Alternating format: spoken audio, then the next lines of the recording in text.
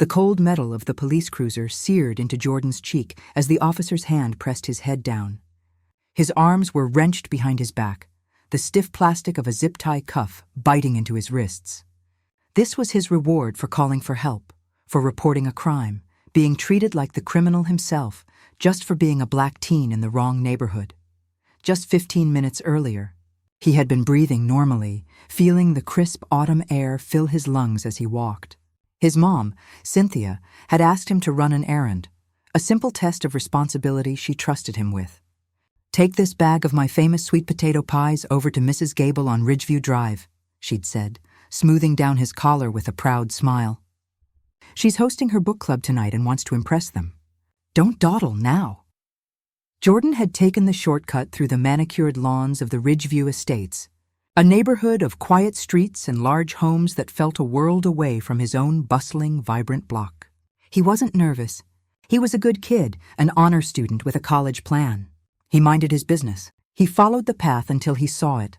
A sleek silver sedan, its windshield webbed with cracks from a heavy impact, its driver's side window completely smashed in. Glass glittered on the asphalt like malicious diamonds. His first instinct was concern. Was someone hurt? Was the culprit still nearby? He pulled out his phone, dialed 911, and reported it clearly to the dispatcher. "Yes, ma'am, a silver Lexus, I think. License plate? PZL 892. Yes, on Ridgeview Drive near the big oak tree." He felt like a good citizen. He did everything right. The first patrol car arrived within 3 minutes. 2 officers stepped out, their expressions stern and assessing. Jordan felt the initial wave of relief. Help was here. He stepped forward, ready to explain. "Officers, I'm the one who called. I found it like this, The taller officer held up a hand, cutting him off. His eyes, a flat, impersonal blue, scanned Jordan from his sneakers to his freshly cut fade, lingering on the drawstring bag he carried. "That your bag, son?" he asked, his tone devoid of the gratitude Jordan had expected. "It's just pies, for my mom's friend," Jordan explained, his voice tightening slightly. "I was just walking by and saw the car." The second officer was already circling him, a slow, predatory orbit. This time of day, most kids are still in school.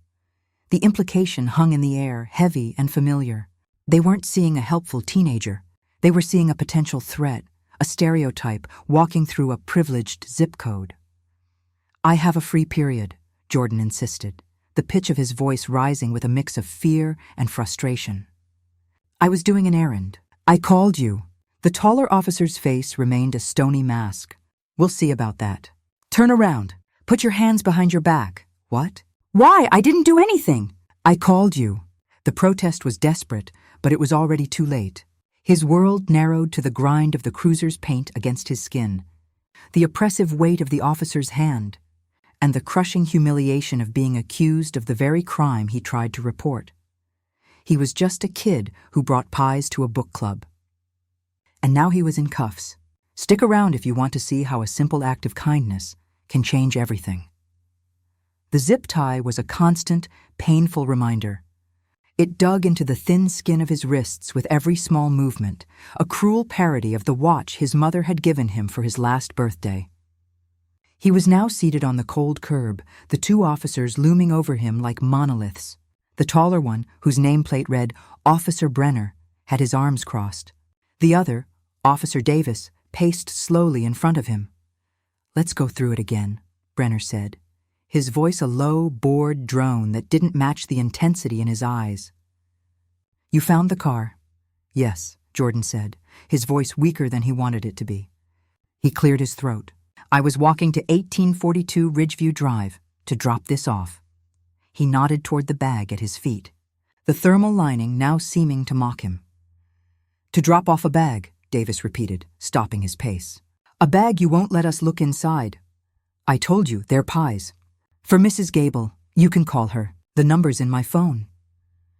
He tried to gesture to his pocket, but the cuffs made it impossible. The movement was pathetic, and he saw Brenner's lip twitch. "We'll get to that," Brenner said. "So you're walking with a bag. You see a damaged vehicle. Instead of just walking by, you decide to call it in. Why?" The question was so absurd, it stole the air from Jordan's lungs. Because it was the right thing to do? Someone vandalized it. They might come back. Or, Davis interjected, leaning down slightly, you were the one who did it. Got spooked. Maybe you thought calling it in would make you look less suspicious. A classic misdirect. Jordan's head spun. They had already written the story. He was the villain in it. No, that's not what happened. I have no reason to do this. I don't even know who owns that car. You're holding a bag that could easily hold a rock, a hammer, whatever you used on that windshield, Brenner stated, as if explaining basic math to a child. You're in a neighborhood where, and correct me if I'm wrong, you don't reside. You're skipping school. I'm not skipping. I have a free period. Check my student portal. My mom can... We're not calling your mommy, Davis snapped, his patience evaporating. We're dealing with a felony vandalism right now. This isn't about a hall pass. The words felony vandalism landed like a physical blow. This wasn't a misunderstanding. This was being escalated into something that could follow him forever, that could shatter the future he and his mother had worked so hard to build. College applications, scholarships, all of it could evaporate because of this moment on a curb. I want to call my mom, Jordan said, his voice trembling, despite his best efforts to control it. The fear was now a live wire in his chest. You're not under arrest, Brenner said flatly. Yet, you're being detained. There's a difference. Now we can do this the easy way. Let us look in the bag. It always came back to the bag. The symbol of his mother's love and trust was being treated like a container for criminal tools. To open it for them felt like a profound surrender, an admission that their suspicion had merit. If he let them violate this simple, innocent task, what was next? Their pies, he whispered, looking down at the asphalt. Just then, a woman came hurrying down the driveway of 1842 Ridgeview Drive. She was wiping her hands on a towel, her face a mask of confusion and concern. Mrs. Gable. Jordan's heart leapt. Salvation. Officers. What's going on? Is everything all right? She asked, her eyes flicking from the smashed car to Jordan on the curb. Her expression shifted from confusion to something else. Pity, maybe, but also a hint of wariness. Ma'am, do you know this young man? Brenner asked, stepping slightly between her and Jordan. Well, I know his mother, Mrs. Gable said carefully. Cynthia. She's a wonderful baker. She was supposed to be sending over some pies. Her voice trailed off as her eyes landed on the bag at Jordan's feet. And was he the designated delivery person? Davis asked. I suppose so. I was expecting her, but she texted saying her son would drop them off. She looked at Jordan, and he tried to project every ounce of innocence he had left. Please, he thought. Please just tell them. But the officer's narrative was too strong. Ma'am, we have a situation here, Brenner said, his tone implying they were now on the same team. This vehicle has been severely vandalized. Your young delivery boy here says he just found it, but we have reason to be skeptical. He's been less than cooperative. The phrase burned. He was being perfectly cooperative. He just refused to let them dismantle his dignity piece by piece. Mrs. Gable looked torn. She looked at Jordan's face, at the raw fear in his eyes, then at the stern, authoritative presence of the officers. The social calculus was happening right in front of him. Who was she going to believe? The police? Or the black teenager she barely knew, sitting in cuffs on her curb? I see, was all she said, taking a small step back. She didn't defend him. She didn't proclaim his innocence. She retreated into the safety of her own home, throwing one last uncertain glance his way before turning away. The door to 1842 Ridgeview Drive closed softly, and with it, Jordan's last hope for a quick end to this nightmare vanished. He was utterly alone. All right, kid. Game's over, Davis said, his voice hardening. You're coming down to the station. We'll let your mommy know you're there after we've booked you. The world began to tunnel. Booked. The word echoed. He saw the holding cell, the mugshot, the shame on his mother's face. The struggle was over. He had lost. He had done everything right, and it didn't matter. His shoulders slumped, his head hanging low. He was just a problem to be processed. He was nothing. The officers' grips on his arms were firm, impersonal, as they began to guide him from the curb toward the open rear door of the squad car. To Jordan, it looked less like a car and more like a gaping mouth, ready to swallow him whole. He had stopped resisting, stopped even thinking. His mind was a numb gray static. The world had narrowed to the scrape of his sneakers on the pavement and the metallic smell of the car interior. He was a thing to be moved, a problem to be logged and filed away. He didn't even look up. What was the point? Then a voice. It wasn't loud.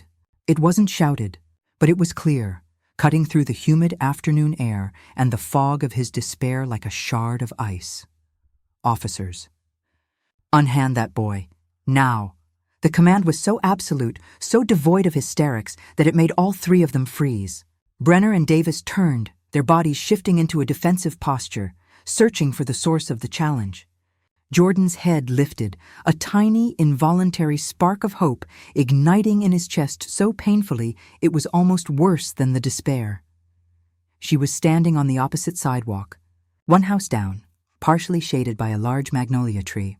She was an older woman, perhaps in her late 60s, dressed in practical gardening clothes, a wide-brimmed hat, tan trousers, and sturdy gloves.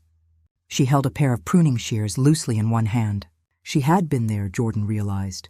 She had been watching the entire time, silent and unseen from behind her hedges. Officer Davis recovered first, his voice adopting a tone of patronizing authority. "Ma'am, please step back. This is an active police investigation.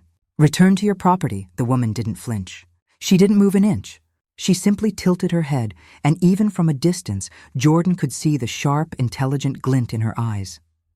"I am on my property. This sidewalk is a public easement. And I am part of your investigation, whether you like it or not." "You have the wrong person."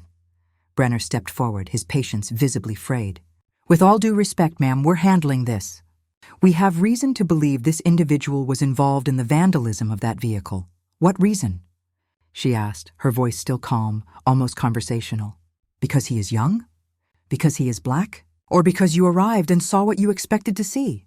The questions hung in the air, blunt and embarrassing. Davis's face flushed. "Ma'am, that's enough. I won't ask you again to step back." "And I won't ask you again to unhand him," she replied, her tone finally gaining an edge of steel. "You are making a terrible mistake, and if you put him in that car, it will be a mistake that defines the rest of his life. And I will be the witness who tells everyone exactly how it happened." She took a single step off the curb, into the street, a move that was both peaceful and profoundly confrontational. She was now officially involved. "What is your name, ma'am?" Brenner asked, his voice tight. "Eleanor Pynchon," she stated. "I live at 1836 Ridgeview. I have lived here for 42 years. And I was pruning my rose bushes right there," she pointed with her shears to a lush bush by her front porch, which had a direct, unobstructed view of the vandalized Lexus, when the actual crime occurred. Jordan felt the officer's grips on his arms loosen slightly. They were listening now. They had no choice. "It was 3 boys, Eleanor Pynchon continued, her words precise and clear, a testimony delivered not with emotion, but with devastating fact. They sped down this street in a noisy red pickup truck, the kind with oversized tires. I remember because the noise disturbed my cat. One of them leaned out the passenger window. He had a baseball bat. He swung it twice. The first swing took out the windshield, the second the window. Then they sped off, whooping and hollering like the fools they are." She paused, letting the image form in all their minds. It was vivid, specific, and utterly convincing. "This young man," she said, her eyes finally settling on Jordan, and for the first time, her expression softened from flint to something resembling compassion, "was not here. He arrived exactly 7 minutes later. I noted the time on my watch. He was walking at a normal pace, carrying that insulated bag. He saw the damage. He stopped. He looked around, concerned. He pulled out his phone and called you. He waited right there for you to arrive. He did everything a good, responsible citizen is supposed to do." She took another step closer. The pruning shears hung by her side, harmless. "And you," she said, her gaze swinging back to Officer Brenner. "When you arrived, you did not ask if he was the one who called. You did not ask for his statement. You immediately began to treat him as a suspect. You never once canvassed the area for witnesses. You never asked me, though I was in plain sight tending my garden. You saw a black boy and you saw a crime, and in your minds you connected the two. It was that simple and that shameful. The silence that followed was absolute. The birds seemed to have stopped singing. The distant hum of a lawnmower had ceased.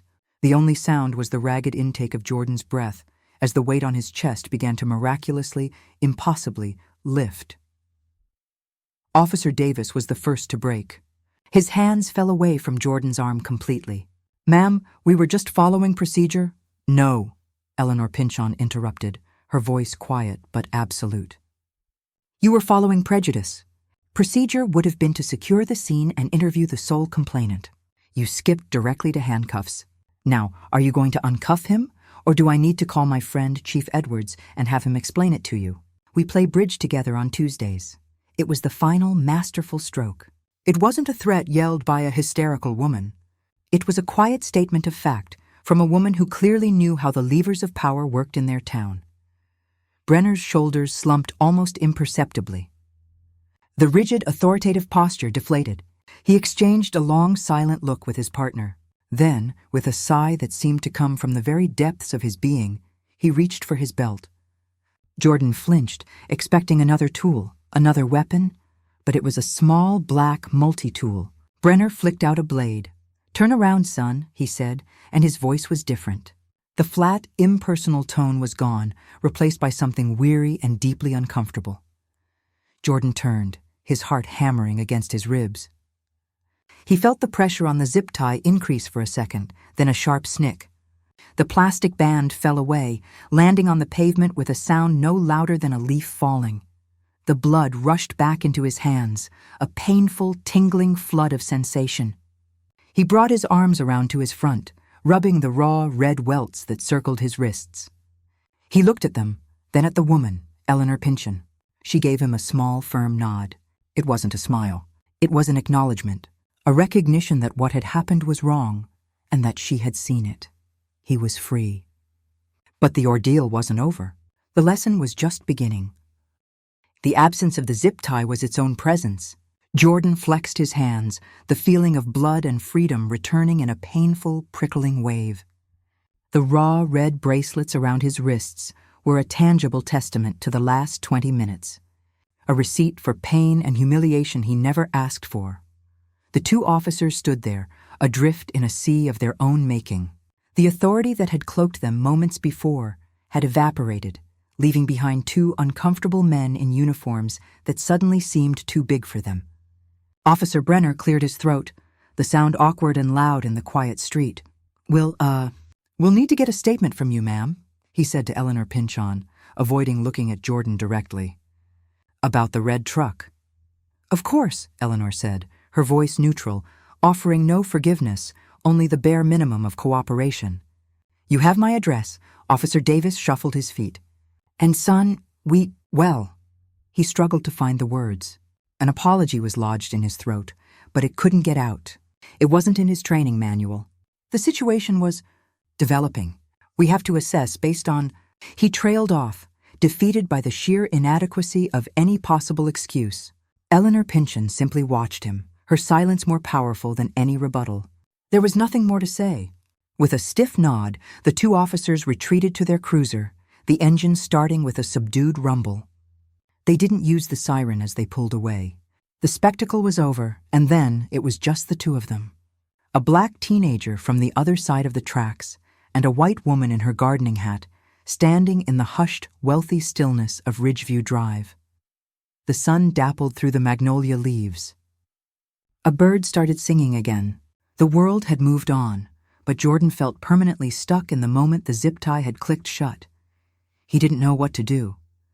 Should he thank her? Should he run? Should he cry? He stood frozen, looking at the welts on his wrists.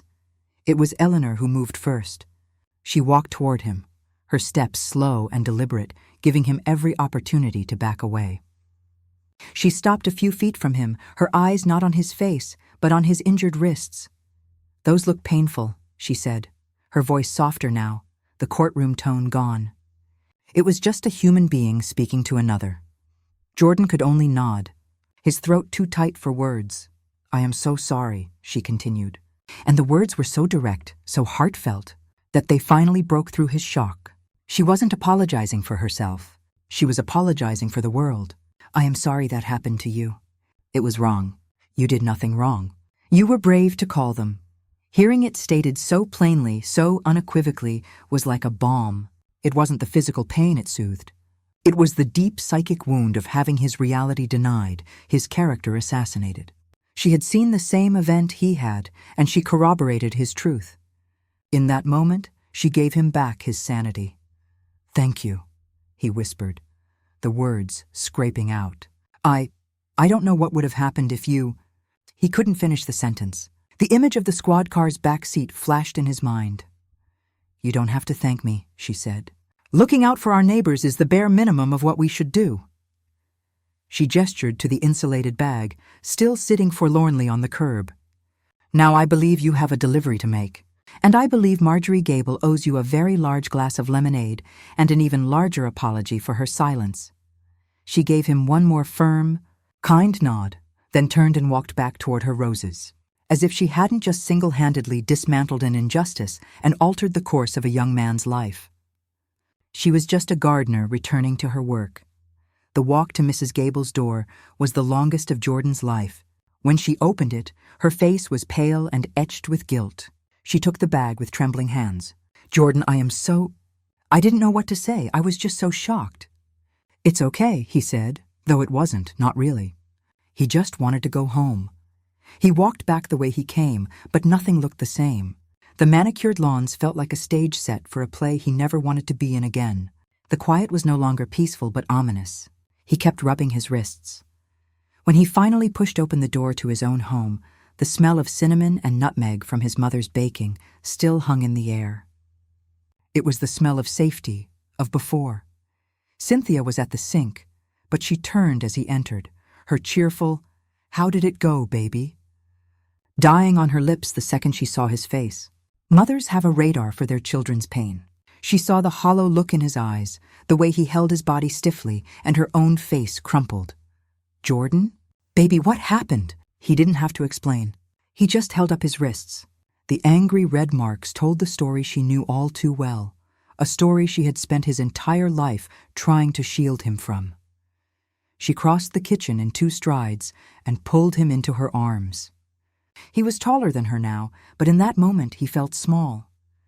He buried his face in her shoulder, and the tears he had been holding back for what felt like a lifetime finally came. Great, heaving sobs that shook his entire body. He cried for the fear, the humiliation, the terrifying glimpse of a future that could have been stolen.